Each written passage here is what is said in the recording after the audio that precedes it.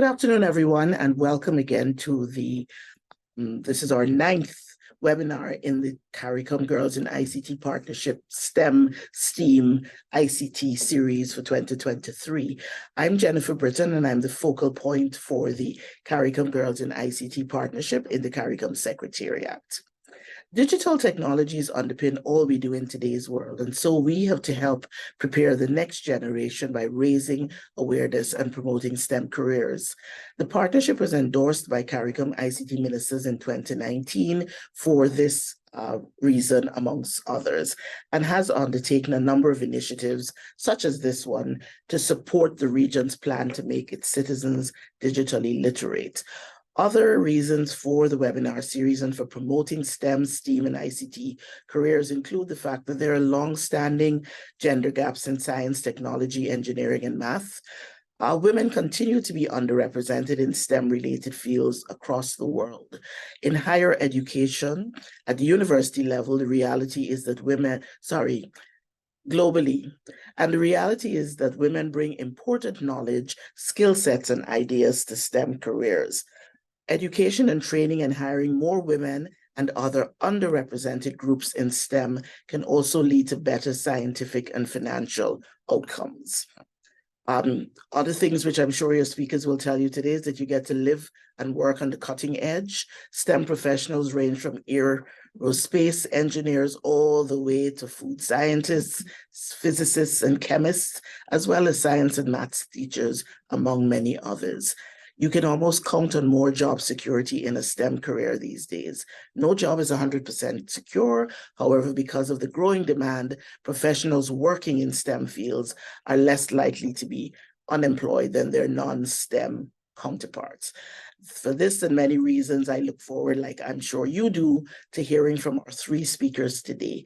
I will therefore take this opportunity to hand you over to our esteemed moderator today, who is Dr. Phaedra Mohammed, a computer science lecturer at the Department of Computing and Information Technology at the University of the West Indies, St. Augustine campus in Trinidad and Tobago. Dr. Mohammed is an active, strong participant in the partnership, and also takes time to do that while she is working hard on research which focuses on the use of artificial intelligence applied to education. And she develops computational models of culture, producing techniques for modeling and generating natural language and adding intelligent behavior to those educational learning environments. She is co-lead on a project called Bright Start, which aims to bridge reading instruction gaps experienced by young children in the Caribbean through the use of intelligent speech technology-enabled autonomous reading tutor. The project recently garnered a prestigious Tools Competition Learning Engineering Prize within the K-12 Accelerated Learning track. Dr. Mohammed has several facets to her career and to her life, and I'm sure you will feel some of that energy as she moderates the session today. So without further ado, I'll turn you over to Dr. Mohammed for her moderating of the session today. Thank you all. Thanks, Jennifer. So we have a really nice layout today. We have 3 featured speakers from different parts of the world who will be giving us 15-minute presentations on their specialty and their experiences working in technology-enabled environment. After every talk, we will have a break, a 10-minute break for questions. So please do post your questions into the chat, or you can hold them, and when we break for questions, you're free to voice them, which is always great to hear. So without further ado, I'd like to introduce our featured speaker today, Dr. Mario Ramota, who's joining us from the United States. He is a quantitative and qualitative user experience leader at Meta, where he advocates for technology-driven solutions that impact positively on people's lives. He has a wealth of experience dealing with international teams and multidisciplinary research across numerous countries. And he actually works on products that we use pretty much daily, such as WhatsApp. So his talk is entitled Developing Products for Maximum User Experience. And in the interest of time, I'd like to go straight to Dr. Ramota so he can take take us through his exciting talk.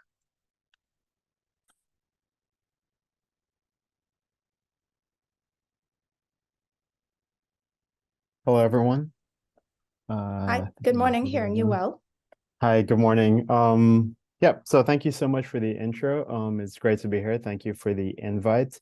And really, really excited to like just share some of my experience with everyone, and also to answer any questions and sort of engage with everyone that's attending. So let me just quickly share my screen here.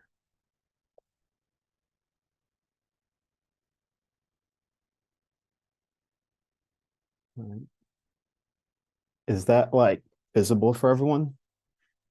Yeah, I think we're seeing it fine. Perfect. All right. So there's two things I want to talk about today. So like speaking with the organizers, like one of the things that was really important to talk about was really my journey. So there's going to be a piece about my journey, and then I'll go into the second half, which will be around the topic around user experience. So I grew up in Ghana, where I went to Queen's College. And I think this is like one of the, if you know anyone from Ghana, like I think at high school is what really shapes you.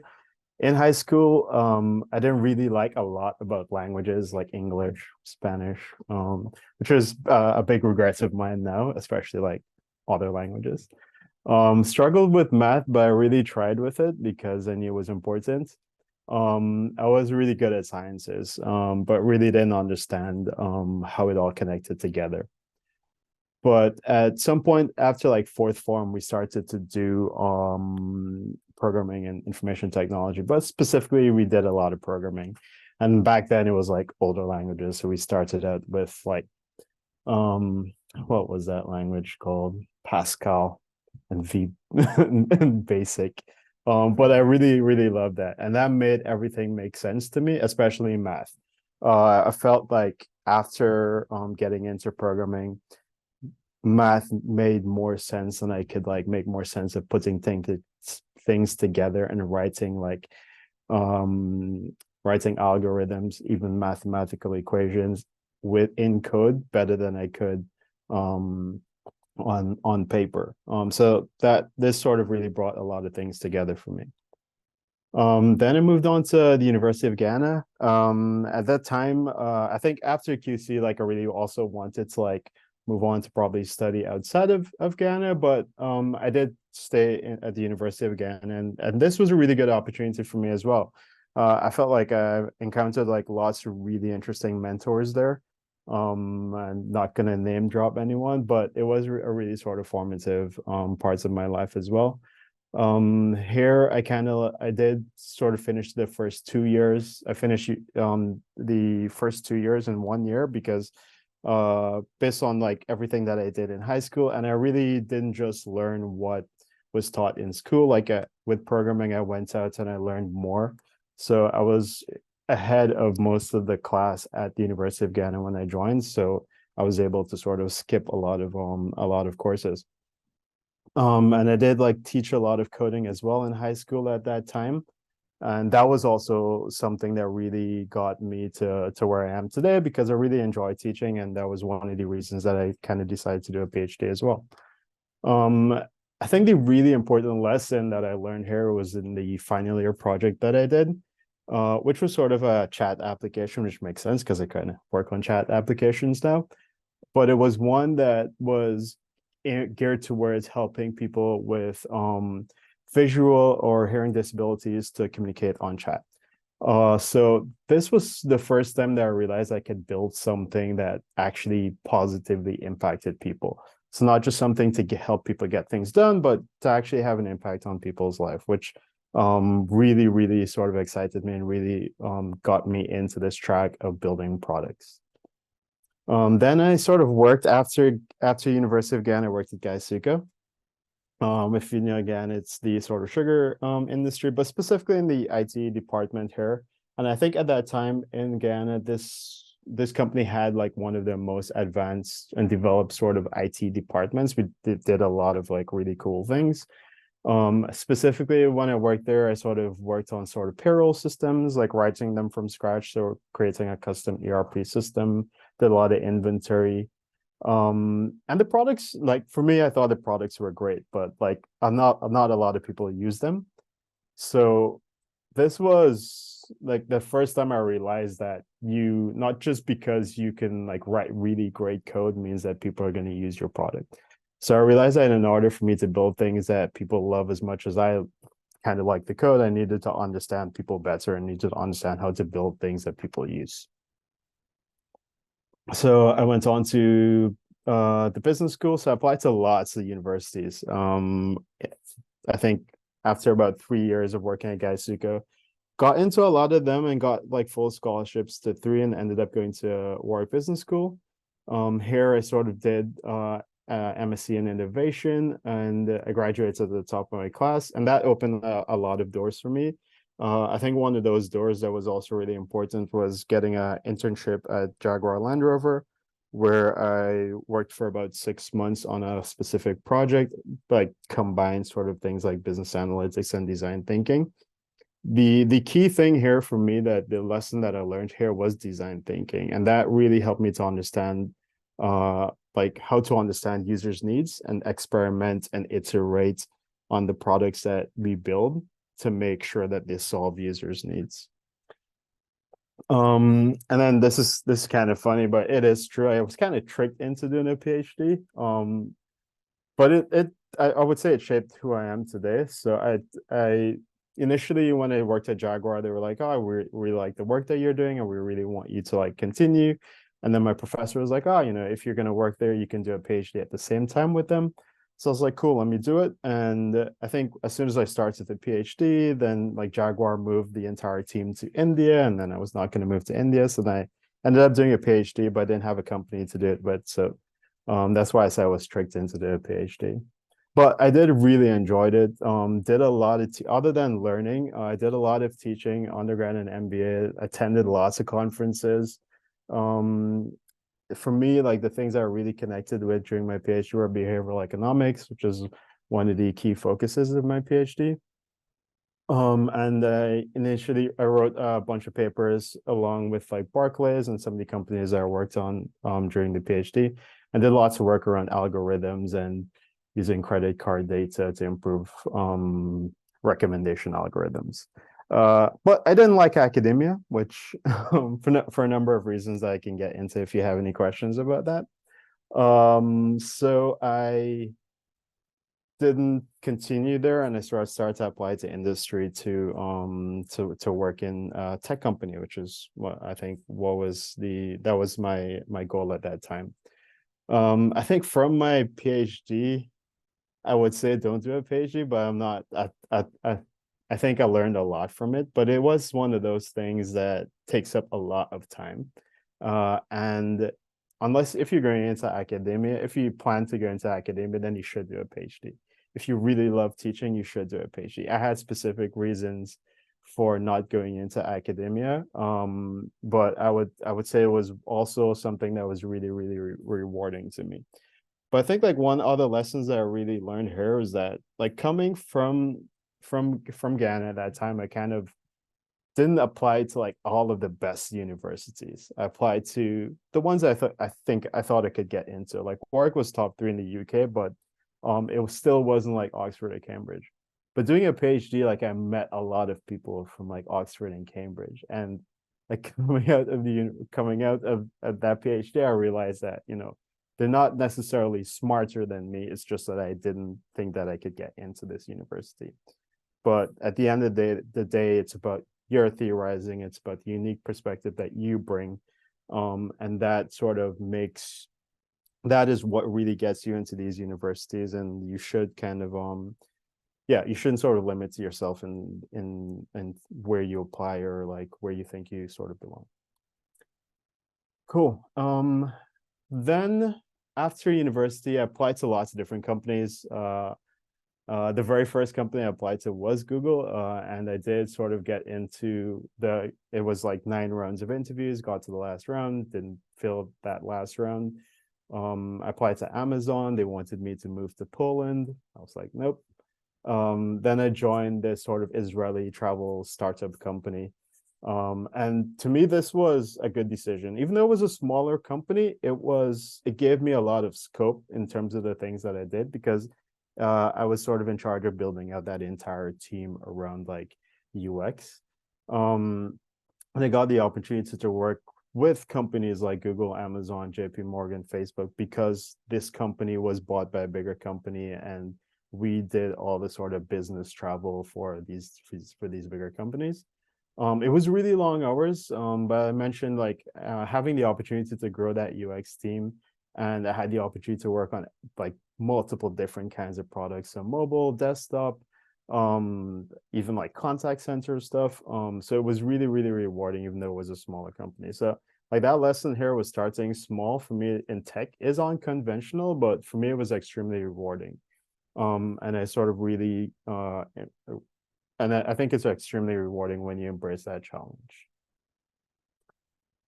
And finally, I moved to a company called Twilio, which is sort of a developer-focused company here. It was more of an API, it's a platform product.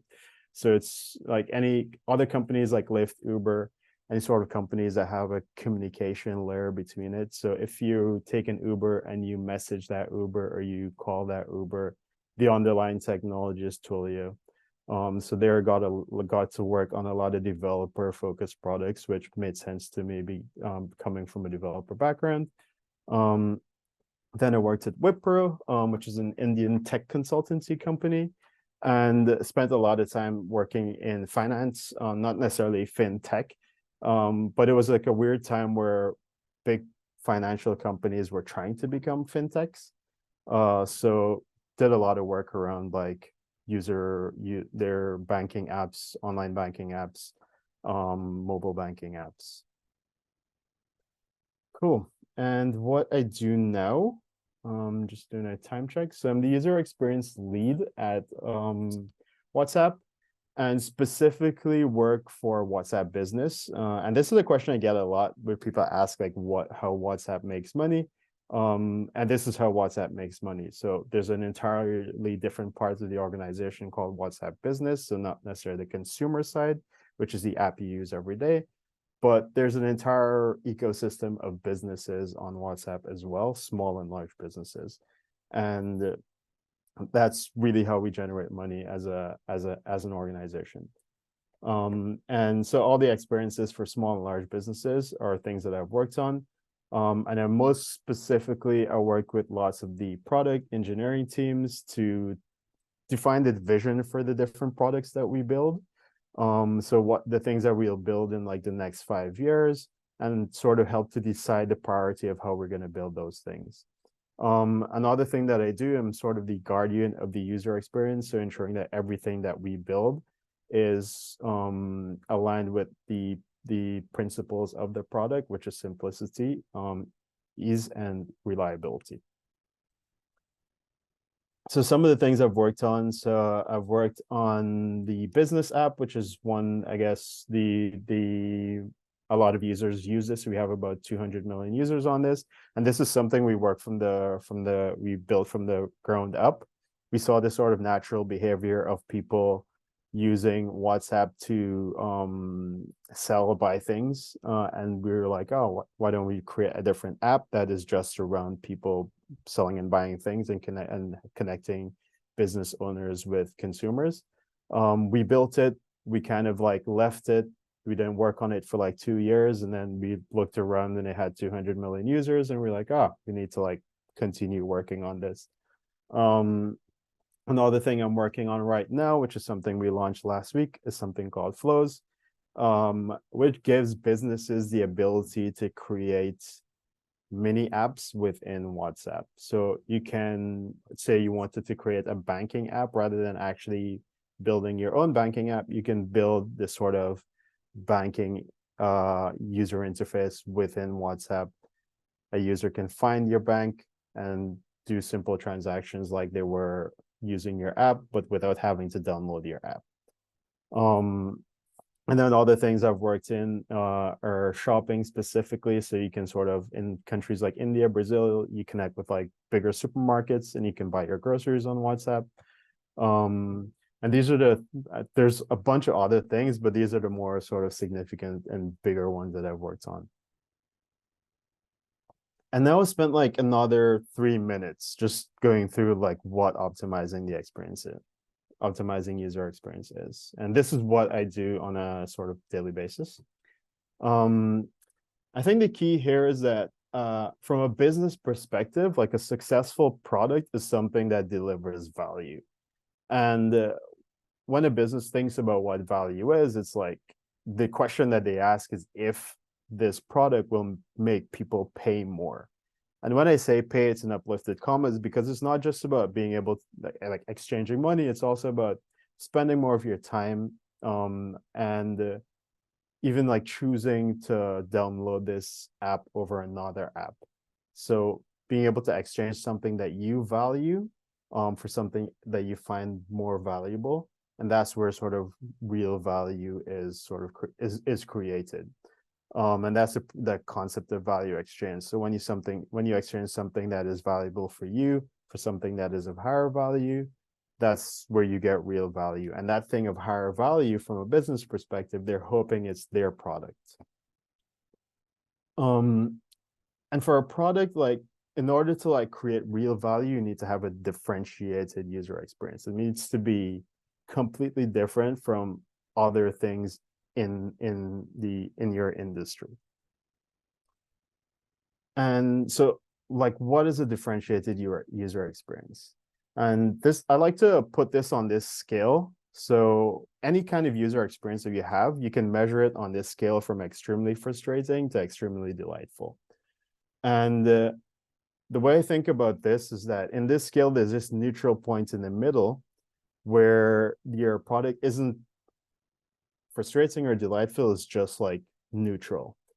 And when you do things like usability testing or A/B experiments, which is ways that like experiments that we use in the product world to refine our products, we're looking for things that we're looking for issues with this product. We're looking to resolve the frustrations that users have with this product. But when we kind of like do these usability tests and we find all these frustrations that users have, like all we've done at the end of the day is to make the product usable. So you meet that middle line. So you find all the pain points that users have with it and you resolve all those pain points. And now your product is like is usable. And if you think about this from a food point of view, and I love eating, so I like using this metaphor. But like if you go to a restaurant, when you can think of removing the frustration as similar to removing like inedible food. So when you remove all the inedibleness from food, then it becomes edible. But no one ever says, you know, there's this new restaurant down the road. It is extremely edible. Let's go to it.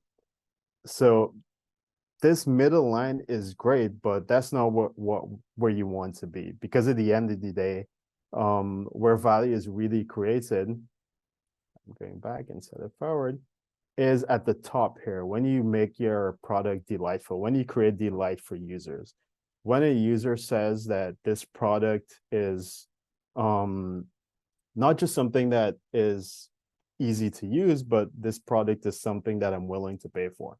When a product is delightful, that's where real value is created. A user is willing to say, not just pay more in terms of money, but also spending more time downloading your app over competitors. And this is what I try to do on a daily basis at work.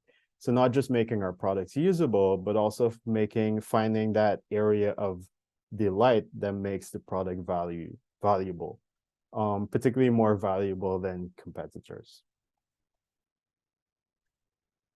So how do you do this? I would say there's going to be three things, and then I'm going to end. So I like to start with what you don't do.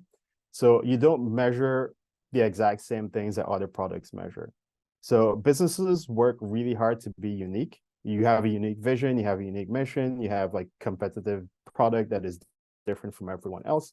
But when they come to measure their products, they all use the same metrics. And because it's just easy to do, And if you're going to do a good job, it's not necessarily always going to be easy. So what you need to do is to find metrics that truly capture what is unique and differentiated about your product. And you need to qualitatively and quantitatively understand the value proposition of your product that makes it unique to your users. And then if you do this and you can't find anything, or it's really hard to find it, then it's not a unique product. And that's probably a sign that you need to like go back to the drawing board and find out what will deliver value for that product. I think cherry picking is also another thing that you don't want to do. So people often start out by choosing whatever numbers they can find and to see what numbers speak to them as being meaningful. And the numbers themselves don't really mean anything. So you end up starting with numbers and you end up seeing, well, there's some sort of drop off here. And then what happens is we sort of make all these sort of different inferences based on these drop offs. So for instance, we see a bunch of people on a website and a lot of users drop off at a particular part of the website. And we might say, oh, they don't like this page on the website.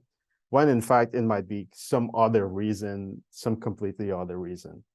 So there's this concept called agenda amplification. So you can tend to put metrics, you tend to choose the metrics that prove the point you're trying to make, even though if the point was different, you would never show those metrics because they don't tell the story that you wanted to tell.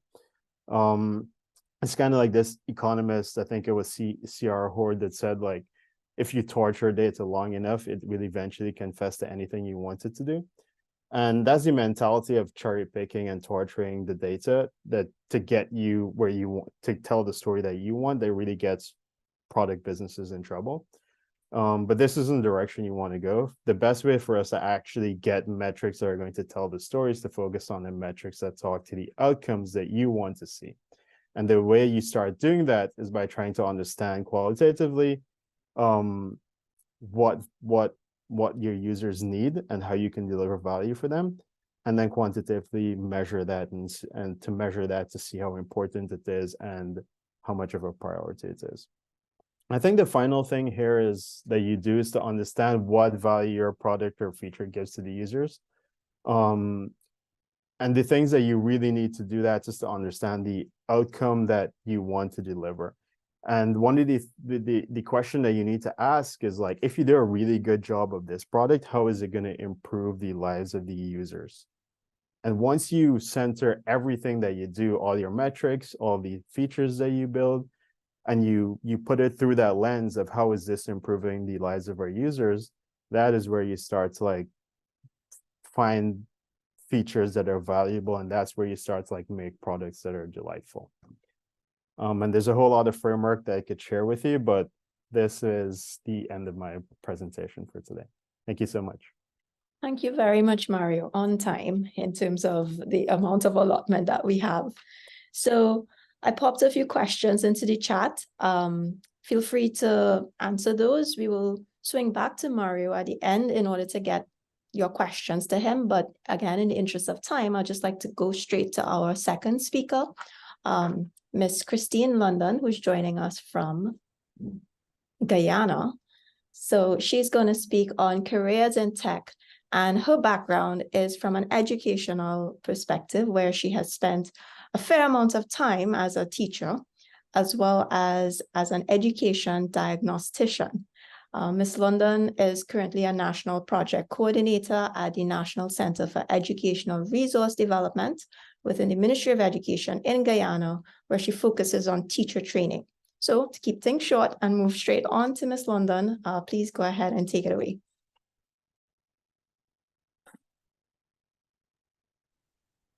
Greetings, everyone. It is with great honor to share my personal experiences today with you, and with high hopes to leave an impact that will drive every one of you in taking that leap of faith into tech. For everything beautiful that we create in life requires a leap of faith. Ms. London, before you continue, is it possible for you to share your video? I don't believe we have a live stream. Okay, I'm sharing it now. There we go. Thank you. All right, so I am a trained early childhood teacher. I taught grades 1 to 4 for approximately 5 years. And during this time, I completed courses and trainings to build my digital literacy skills. Within my third year of teaching, I was employed by the National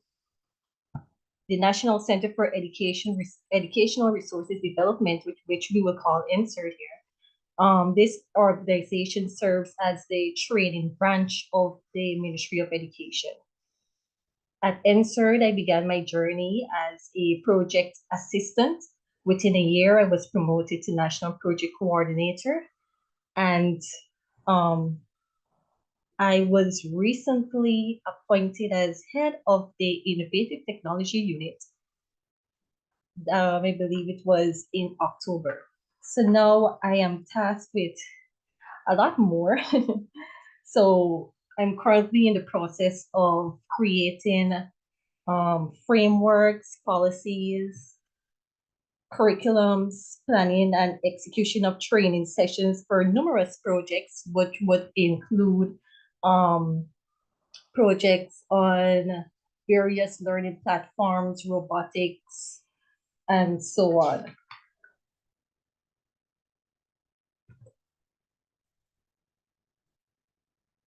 All right.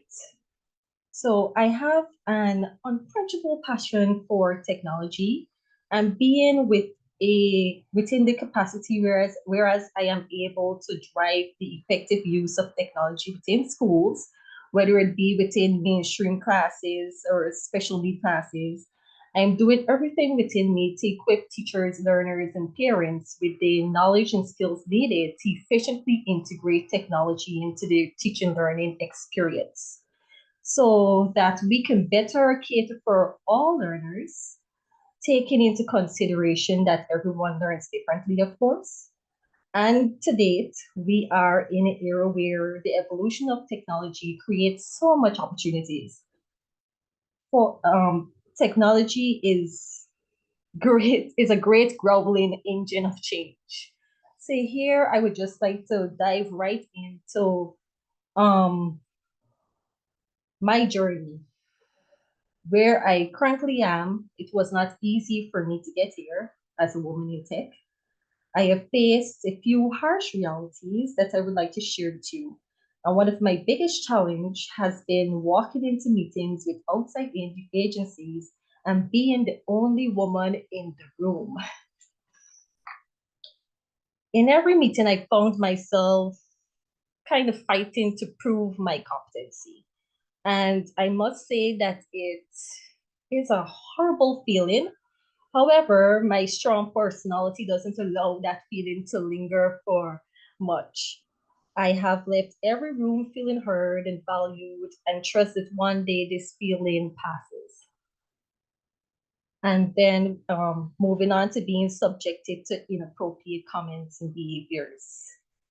I had colleagues ask me if I think I'm in the right department, if I need help fixing or setting up equipment because they wouldn't want me to break a nail. They've commented on how young I am and so on. At times I felt as if indeed I didn't belong there. That's where the imposter syndrome comes in. But I love working in tech and I refuse to allow, their comments to make me isolate myself or reconsider my career path. I have overcome most of my challenges thanks to the help of my support group, such as my family, friends, mentors who have provided valuable resources and advice for navigating challenges and, of course, advancing within my career. Also, we need to be advocates.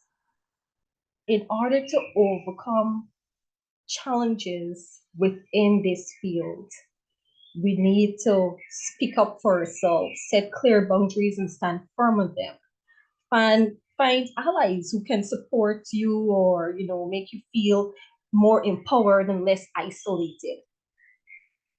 And most importantly, sensitization.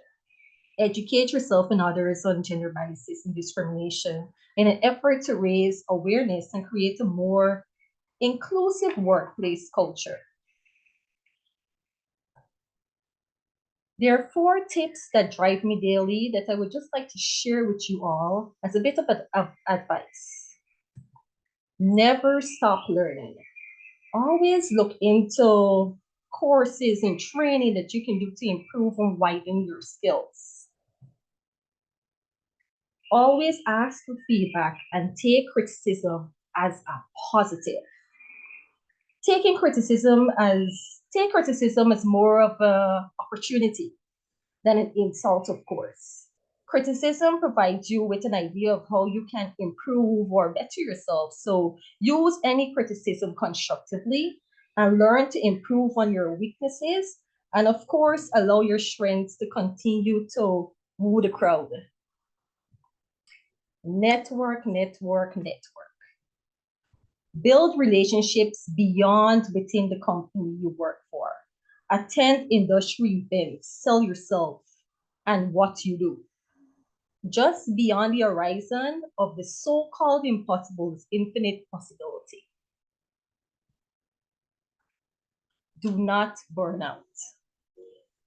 I really cannot stress this one as much as I would like to. Many times some of us may reach to a state of exhaustion, whether it be physically or mentally. And this leaves us feeling unmotivated. We must create a good work and life balance. Continue to do things that you enjoy. Leave work at work. If you're unable to create a good work or life balance, your performance at work suffers most of the time. And then, on the other hand, if you're not finding time for your family members and friends, then they become to feel neglected. So we must find some sort of balance so that we can be able to go through our lives efficiently at the best of we basically can.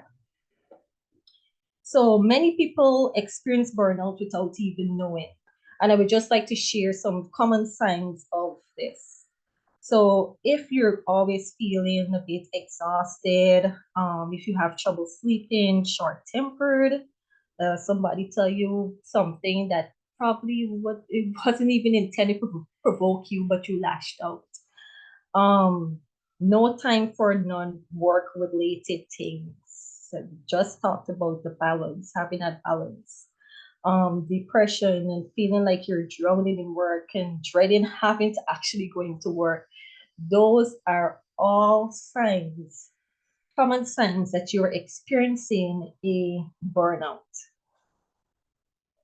So that's my advice to you, and I really wish that you guys take these four points into consideration and don't be afraid to take that leap of faith. We do what we do and we love what we do, and we do it with all of our hearts, regardless of what anyone might think, anyone might say. Just take this opportunity and continue to learn. The horizon don't stop, just keep going. So this brings me to the end of my presentation, and thank you for this opportunity, and thank you all for listening. Thank you so much for that very, very good advice there, Ms. London. So we actually have some time to take questions from the audience. I'd like to open up the floor to anyone who wishes to pose questions, either to Ms. London or Dr. Ramutal. Please feel free. It's an open forum here. Or you can type them into the chat. As you can see, we've been gushing over products there. So we have a question from Commissioner Cole. How did being the only woman in the room impact on your career? I'm guessing this is going to Ms. London. Yes. So even though I felt as if, I had to prove my competence, being the only woman in the room, everyone, they kind of like wanted to hear my perspective on things. And they would really like sort of, let's say, pick on me. So everyone brings their unique perspective on everything. So it really gave me an opportunity to somewhat shine and be heard. So even though I might have felt that way, and I'm really hoping that I overcome this feeling, and I know that there are others who do feel this way, it does have a positive side, and you know, and I'm grateful for it.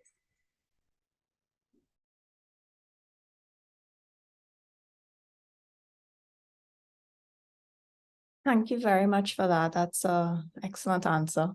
And we have a question for Dr. Ramutai. I believe this was posted earlier on in the chat while you were presenting. On a scale of 1 to 5, which is the highest, what would you rate the internship opportunities as within the Caribbean and, well, Guyana? Yeah, that's a good question. I feel like, yeah, I don't know much about the Caribbean overall, but I think in Guyana, well, at the time that I was there as well, like there weren't a lot of internship opportunities. Like working, like going to the University of Ghana, like you could you the anything you wanted to do, you had to do on your own. Yeah, so everything that I learned in terms of programming and all the business applications of coding, like I learned on my own. There was never like a company that I could go with and really understand like how to build this product within a business. Like I only got that opportunity after. But recently, like I do keep in touch with like a lot of my colleagues that from the University of Ghana and other people in tech. I think there's a growing ecosystem of kind of like startups or innovation labs that do bring a lot more internship opportunities for people in tech and people who write code. And there's a list of them that I could probably like send over. But I think it's definitely improving, and I think we should kind of keep trying to fund things like innovation labs and sort of startup like companies that help startups to scale. Yeah, that's an excellent point. The innovation labs, I think, are a gold mine for us in the Caribbean because of just, I guess, the contexts that we live in, and then the perspectives that we have are so varied. Yes. And you mentioned this in your talk that it's not your smarts, but it's the perspectives that you are exposed to, and that I couldn't agree with that more. Yeah. So, just following up on that, how might you recommend CARICOM youth to find good top level universities to filter and choose? Because you isolated a couple and said, these are the ones, but do you have any particular advice in that sphere? To find universities, I think like this is a complex answer. It's a tough question. It's a complex answer. Like I think there's definitely like universities are good, right? So when you think of universities, like the ones are the top in every country, right? In the US, you'd say, oh, Harvard, Yale. In the UK, it's Oxford, Cambridge. Like what are the top ones, but those might not necessarily be the ones that have the best courses for you. So when you're searching for universities, like look for your university that has that is ranked by course. So you look by course and see which ones have the highest rankings in terms of that specific course that you want to do. Because oftentimes like those ones have more connections to businesses for you to do internships. And also I think that's another thing. So look for those courses that also offer internships, because at the end of the day, if you're studying like postgrad, not necessarily a PhD, but master's, you might want to go on to like work, and like having a good internship is a really great starting point. For example, at Jaguar, they said, after I did my internship there, they're like, oh, they'd like me to continue working there. So like an internship, having a university that has a good internship is key, particularly with like if you're in tech, because if you spend a lot of time away from what you do, it's moving so quickly, like you might end up like missing a whole lot of context and new technologies. So definitely try to, I would say that's my advice to you. So filter by course and also look for courses with like really good internships. That's really sound advice. We have a couple schools in the room with us and teachers. So I'd like you guys to, if you can, type into the chat what sort of internships might you value or, that would attract you so that we can get a sense of, what's your space in terms of career targets. I think that would be really great to know because of the kind of diversity we have here. Just one quick question I'd like to pose to Ms. London before we go on to the next speaker. Seeing as, so thanks for that, Mario. So seeing as we have the whole career series focusing on STEAM and STEM, Ms. London, what sort of initiatives do you advise to bring both girls and boys into the same learning space as an educator? Yes. Okay. So what we're currently working on, we were given over 2,500 robotics kits. And with these kits, I have been collaborating with our mathematics, social studies, of course, our science, and our language department at INSER. And what we are currently doing, we will be working within schools in the 10 administrative regions in Guyana here. And we're basically mapping our curriculum to how much can be done with these robots. So during our Beyond Core period at schools, children will actually be able to engage within to participate actively during lessons, using the robots. So they'll be exposed to, of course, a bit of coding, and they will be involved with their teacher, of course, as a guide to create lessons and to complete assignments and various tasks. So everyone has an equal opportunity to participate during these sessions. That's an excellent initiative because having I think young learners exposed to these types of hardware-based kits, that gives them the touch towards the more abstract concepts that we use in the software world. And it's really great that you have this targeting so many learners. If I'm right, it's over 5,000 of them, yeah? Yes, it's actually beyond 5,000 because we're actually giving kits to over 75 schools here in Guyana. So it's going to target thousands of learners, and they're very excited to get started in January. Phenomenal. So we have a quick question just to tie off this segment, this question segment from Commissioner Cole. Is the, forgive my pronunciation, Bina Hill Institute included in this program? Sorry, no. Okay. All right, no worries. So I guess she can follow up with you afterwards regarding specifics. Yes. All right. So thank you so much for those questions from the audience and presenters. We're moving on to our final speaker for today, Miss Sally's Haynes. I hope I got your name right.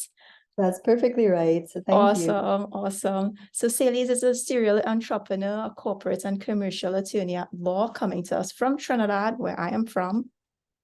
So she is also a motivational speaker and has been working with advocacy for increased female empowerment regarding many different aspects of life.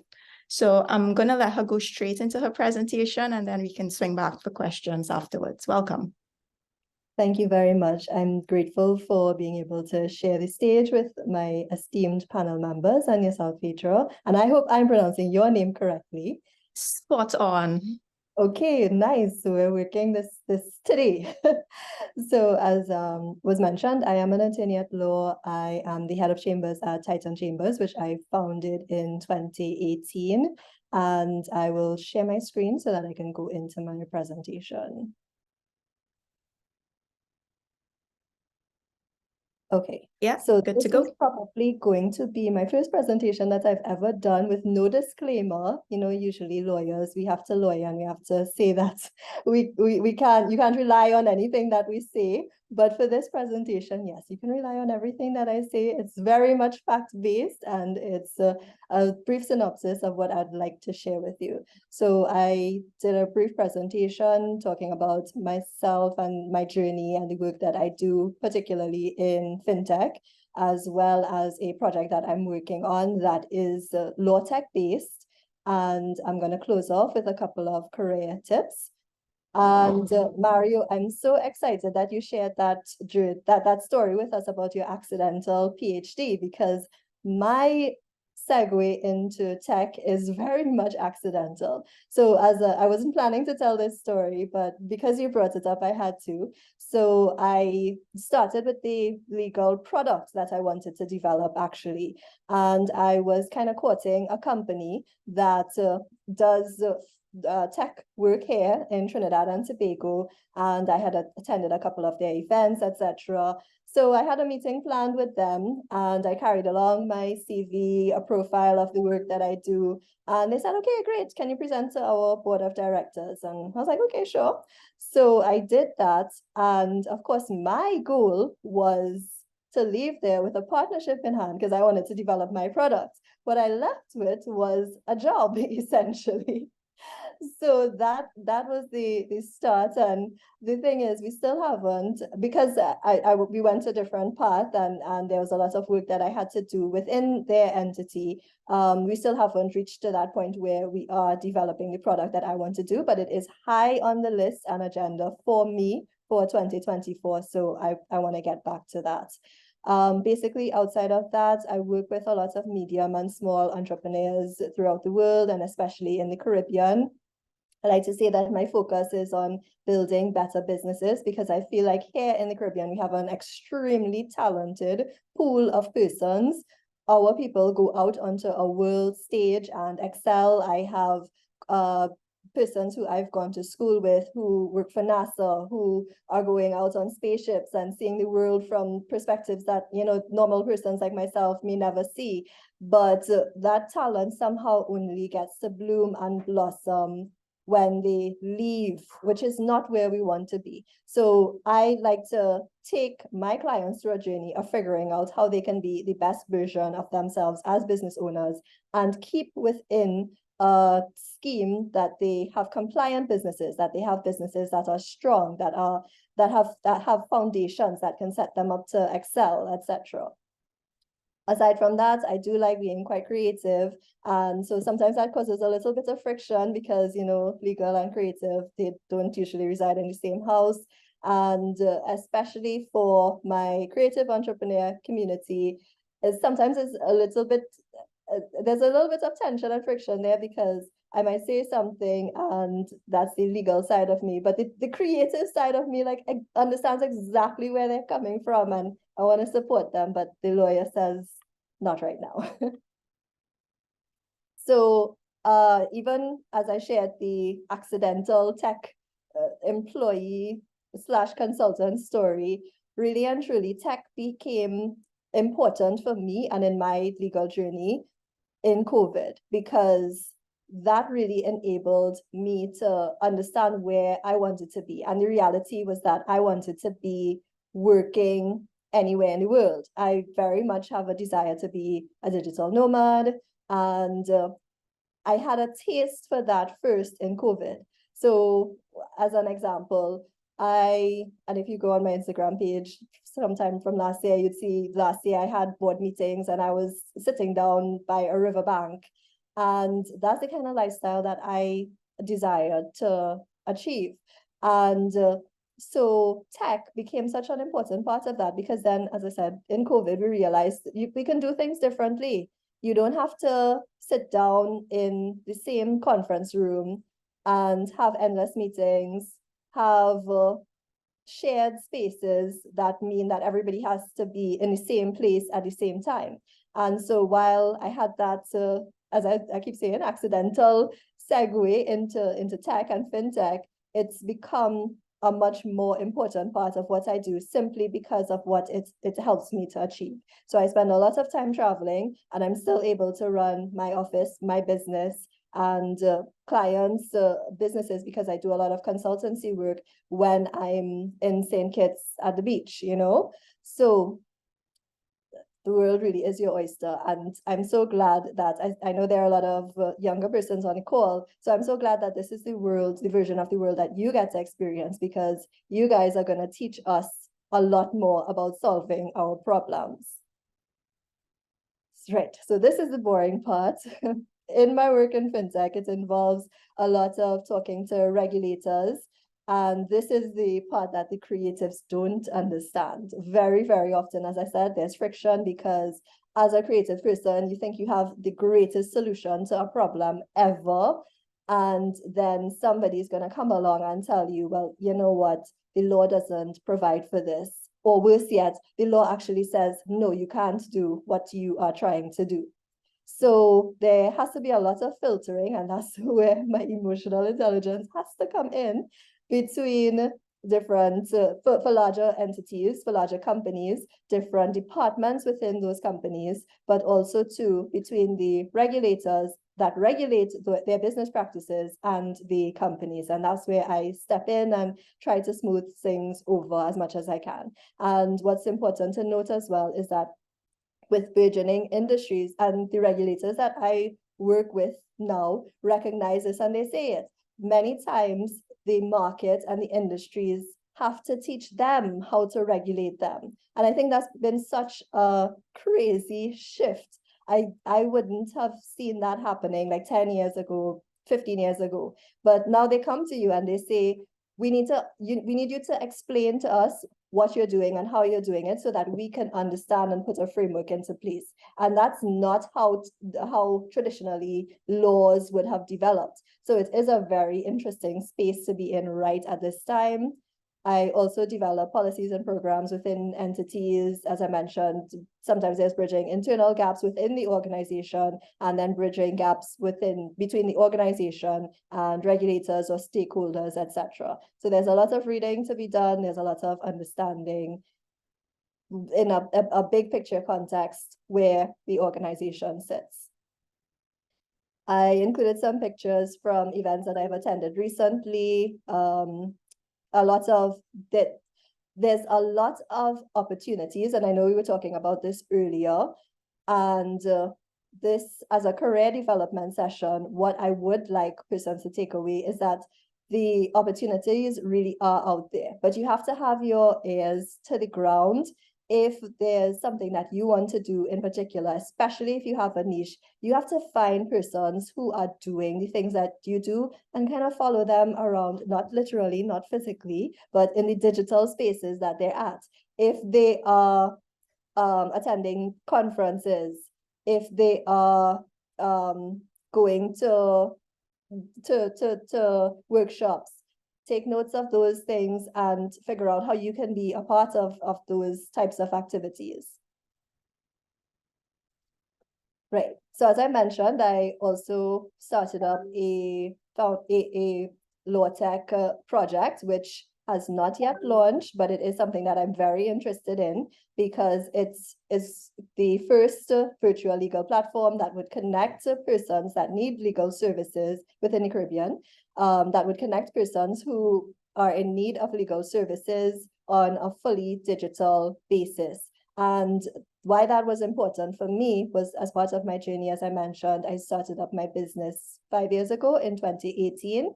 And I realized that I was getting referred a lot of business, but it was business that I didn't necessarily want to do.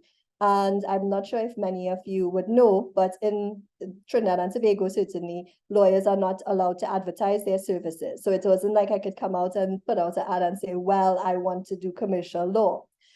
Another issue that we have is that legal services are very expensive and aren't competitive. So my project aims to create a marketplace for digital legal services, which would increase efficiency, cut costs, and allow persons to treat legal services to bring us into the digital age, really, really and truly. So I'm very excited about it. and really want to get it off the ground in 2024. I would say law and tech, younger persons on the call, you really do have the world of opportunity at your feet. If there are any persons who want to explore the legal aspects of it, I'm sure you already know this, law is not a fast-moving field in any way whatsoever. But as I said, you guys have the opportunity to shape what is happening. And that's where discussions come into place. Laws that would have been drafted 100 years ago, our world looks so much different. Laws that would have been drafted 5 years ago, our world is completely different and is not responsive to things that we have on the law books. So there has to be that coming together, there has to be that community, and there has to be those conversations that are taking place, because let's not ignore the reality that technology can also be harmful. And that's where the lawyers come in, that laws are there essentially to protect the public from harmful behavior, harmful opportunities. An example of that would be, not that the Google Glass product itself is harmful, but there certainly are negative effects. And studies have shown that that is one of the reasons why it has not been commercialized. For any of you who don't know, the Google Glass are glasses, smart glasses that Google had developed and patented a couple of years ago that would have allowed you to like record, for instance, anything that you see. It's very Black Mirror-ish for the Netflix fans. And it had a lot of privacy concerns, especially in the US, where in some states it's unlawful to record somebody without their permission. So tech is fantastic, but we have negative effects. And that's where persons like myself would have to come in, but we have to be able to liaise with the technical persons as well, because the conversations have to be streamlined. Otherwise, we're speaking different languages and nothing makes sense to anybody. I would say if you're considering a career along my same pathways, there are some tips that I wanted to leave with you. I heard Christine mention networking before. I'm a very, very ardent supporter of building a network that builds you as a person. As I mentioned, if there are persons that you look up to, persons who do what you want to do, get in contact with them. And you even for if you're in primary school, secondary school, it doesn't mean that you have to reach out to them immediately to say, can you help me with this? Stay within their spaces and look at what they're doing. It's always important as well to do your research on opportunities that may come to you. There are tons of opportunities out there. You're more digitally savvy than we are. Things like putting out Google search alerts on things that you want to do. Say, for instance, if you're interested in scholarships in biotech, you can put out a feed alert so that opportunities would be sent to you. Leverage technology in a way that persons like myself and older would not have been able to do when we were your age. And then the last one would definitely be to make sure that you keep investing in personal development and growth. That doesn't necessarily mean that it's a financial investment, but using resources that you have available. So that might be reading, that might be researching, that might be just looking into the pathways that you want to do, have conversations with the persons who might be able to help you to get to where you want to get to once you've planned out a career path in your mind. And just off of that last point, it's never too early to start thinking about what you want your personal brand to be, and your personal brand will travel with you. Like, for instance, with me, I didn't start off doing fintech work. I didn't start off doing tech work at all in any way. But when I moved into that field, it was because they were happy with the things that I had done in other fields. So I just wanted to leave with a quote. Many, many, many of the careers that you would hear about are crowded. They're oversubscribed.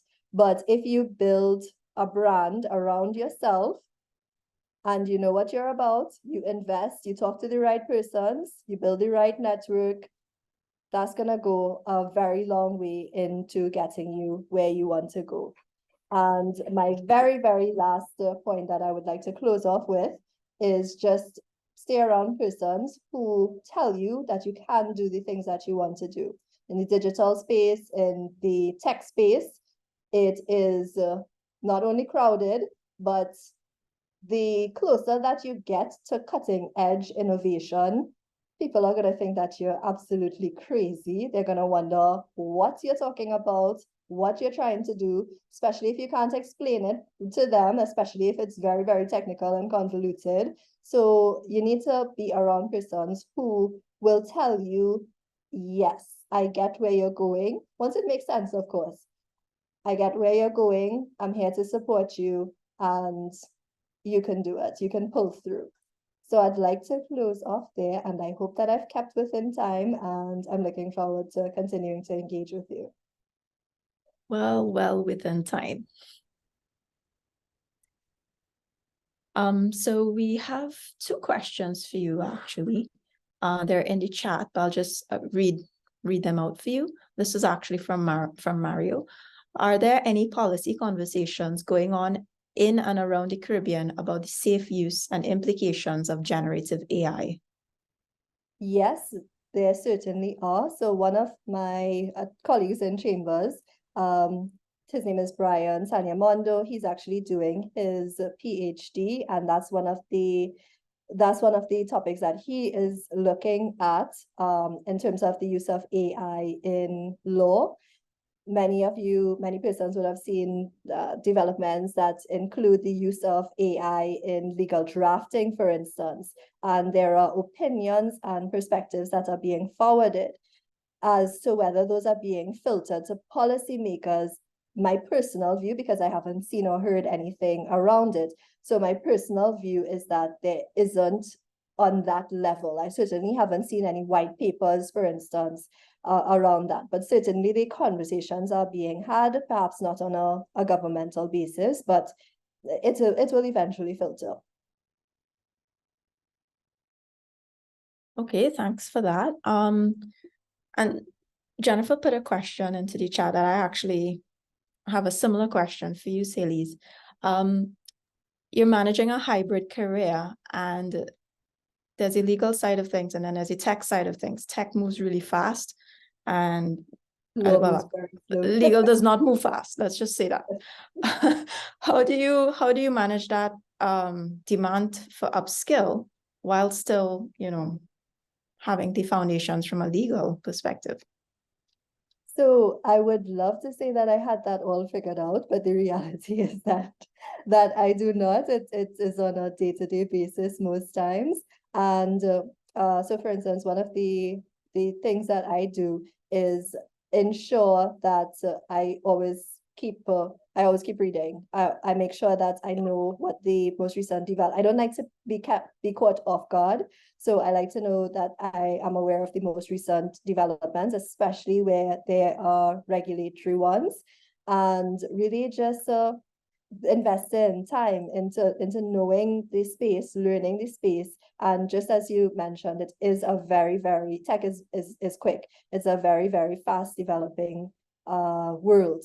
And so getting invested into the industry is important. Attending seminars, conferences, webinars, keeping upskilled. Mario, you want to add anything around that fast-moving tech? I don't want to say stress, but stress. Yeah. Yeah. I have some additions. I definitely feel like, and I think someone else also mentioned it. I just feel like you need to, especially like us, like it's especially this year we call the year of efficiency. What that has meant is just basically working twice as hard, delivering twice as much with less resources. And that has been very stressful. It has been a very stressful year, but I think it's important that you separate like work and personal. There's a lot of stuff that I do on the personal side to like stay grounded and also to preserve like my mental well-being.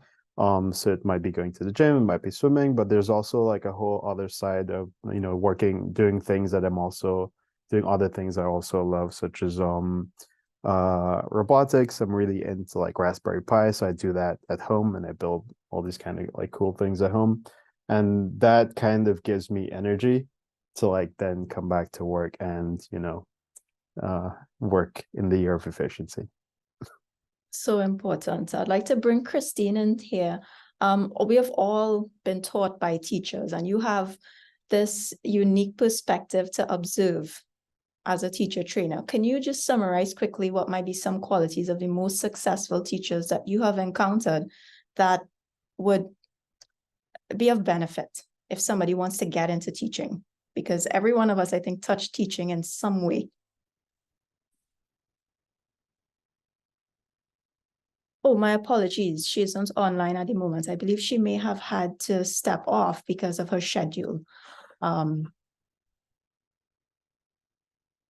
right, so I'll just swing back quickly to any other questions in the chat. Commissioner Cole has a question for Celise. Are you mentoring other lawyers right now? Not formally, I would say, because I considered myself a sort of business baby. Even though I had been called to the bar and practicing for quite some time, I only started up my legal practice and have been in private practice for the past 5 years. So I felt like I had a lot to develop first. And with that, and being online, we talked about all of the advantages perhaps of going digital during COVID, but one of the disadvantages was that there was a lot less networking for a very long time. We were under lockdown, we couldn't go out, we didn't have legal events, there wasn't the opportunity to be in physical spaces as much as we had a lot of time to be in digital spaces. So the opportunities didn't really come up. And now post-COVID, I just have a very, very busy schedule, but I get questions from time to time from persons who reach out, for instance, on Instagram, and I always make sure to make time, even if not immediately, to respond as best as I can. Excellent. So do we have any more questions from the audience? We have about a minute left if we are to keep on the perfect schedule that Jennifer has lovingly crafted for us. Interestingly, I just read an article just this morning and I gave it to my students that a study coming out of Yale shows that Zoom meetings are turning us into zombies because we do not have that, they don't know what it is, but it's that face-to-face contact. They measure the pupil size, the size of your pupil, and then I don't know how they got this brain-based blood flow. And they showed that, people were just disengaged. Yeah, go ahead, Celise. I see the hand raised. Okay, so I have a question and a comment. So Sure. Gabrielle would have included in the chat that there's a project that I'm working on with her that also brings law tech to the forefront. So it's a course that we're interested in promoting and developing and implementing for 2024. So please feel free to stay connected with us for the rollout of that initiative. And then my question is actually for Mario. It's a fun question though. Can we get a carnival emoji on WhatsApp? Yeah, I could definitely put that on the roadmap. Okay, I'm gonna connect with you so we can make a whole this set of carnival emojis. Yes, That makes please. sense. Yes, Yeah. yes. We'll connect offline. I have a question. I wonder what that will look like. I'm just thinking feathers, but I mean, I'm biased. So, so this was a really, really good talk. Thank you so much, Mario. Thank you so much, Celise. And well, I'm sending it out into the ether. Thank you, Christine. You will get this through the recording. for sharing all of your perspectives and taking the time out to give us really, really nice insights into your lives and the journeys that you have come to bear. So there might be a few questions in the chat that you may feel free to pick up. But at this point, I think we have come to the end of the question and answer segment. So I'll pass on to Jennifer, who would tie up our series and then take us through the rest of the program.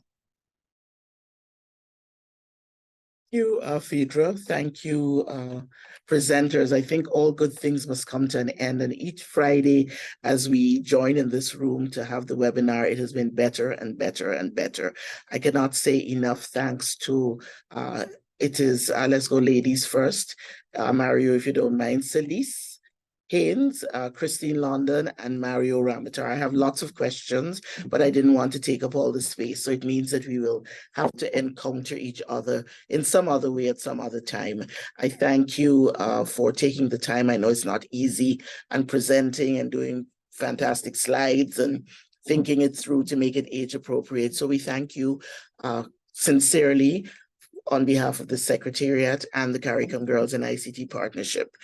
Please stay engaged with us because we do have other programs which we will roll out in 2024, particularly around International Girls in ICT Day, but we have a year of programs that we're going to plan, and I ask that each of our speakers remain engaged so that we can use you again in some other way to share your knowledge and your journey and insight for the Caribbean youth who are in need of this type of information. So can't thank you enough. Phaedra, as always, present in season and out of season. So thank you very much. I know it's hard for teachers at university to find a Friday midday, so we don't take it for granted. And thank you ever so much for taking time to be with us. It's more than an hour, so I really appreciate it. And for all the persons online who stayed and who have stayed with us for many of the weeks, Commissioner Cole, in fact, today is our second to last webinar, hip hip hooray. I didn't think we would make it, but next week would be our 10th and our last in the series, and then we will do an evaluation to see what we want to do in 2024 in terms of bringing this type of information to young people who really need it, and teachers and parents and guardians. So please join us again next week. But I also wanted to give, the schools didn't want to give themselves a shout out, but there are several schools from Guyana which have joined every week, and I'm sure you would agree with me that they deserve some special type of encounter. So I'm going to work with Ms. Williams, you're online, and the Ministry of Education to see if we can do some additional Fridays, perhaps early in the New Year's, with the schools one-on-one or together in a room or even in person, so that we give them the information they need. They didn't ask questions, but I'm sure lots of questions will come up after the, after you go away and ruminate, etc. And I'd love to give them an opportunity to have a one-on-one encounter with the partnership and the Secretariat to really get some of their questions answered, because this will help us to build policies and initiatives for the coming months and years. Thank you, whoever's reminding, I couldn't see. Children's Day is being, World Children's Day is being observed on the 20th of November, which is Saturday, which is Monday. But I think a lot of the observances are happening tomorrow and Sunday across the region and the world. And we continue to think about children and all the issues that are going on with them, good and bad, across the world, and hope that we, this webinar even could be a small drop in that positive basket for children as they move forward. I thank you all. Thanks for giving up your lunch, and we will be in touch. And as I said, next week is our last week, and we're hoping for 100 persons in the room. Please don't worry about the persons in the room as well, because we are putting all the presentations and the recordings on our website so that persons can go back and review them and use them in classrooms and other settings. So thank you ever so much, and take care of yourselves and have a good weekend. Those of you in the US, Mario, enjoy your Thanksgiving. I imagine things are started from now, and take good care. Bye-bye, everyone.